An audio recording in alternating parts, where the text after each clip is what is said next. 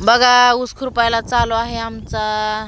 काल पाऊस आला होता, आज नाही आला. आज उगं थोडी भुरभुर आली होती, पण नव्हता आला एवढा आहे ना. हो, नव्हता आला पाऊस. मग आम्ही का नाही जनावर घेऊन आलात बघा. ते आमची तिकडं बहीण पण आली आहे. त्या बघा ते आमचं घर आहे, त्या झाडीमध्ये घर आहे आमचं. ते जनावर आमचीच आहेत, ही शेती पण आमचीच आहे. ह्या बघा इथवर ह्या बांधापर्यंत ते घास आहे ना, त्या जनावराला घास आम्हीच लावलाय बघा गाईस. बघा तर आता ऊस उगवालाय, खुरपण चालू आहे. त्या बघा ते तिकडं पण आमचंच आहे. ते भाऊ काहीतरी गवत घ्यायला गेलते ना, वापस कसं काय आले काहीच नाही आणलं. हे बघा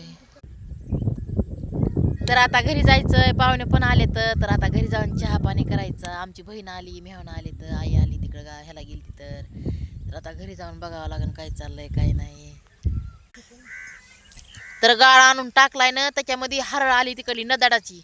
तर ते तळ्याची हरळ आली तर इतकी जर म्हणतात सगळ्या रानात हरळच झाली गाईस. तर ते कुदळीनं खंदून त्याची पुन्हा येचायची, ते लय कुठं नाही, लय मोठं खुरपण तसंच पडलंय. तर बघा दिवस मावळला आहे, किती वातावरण छान दिसायला लागले, हिरवगार. रात्रीच्याला येतो काय की पाऊस काय माहिती, तिकडे दिवस मावळा गेलाय.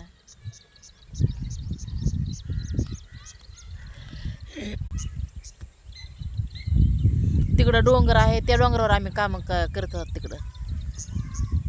तेव्हा का नाही तिकडं ह्याच्यात झाडं लावायची त्या फॉरेस्टमध्ये.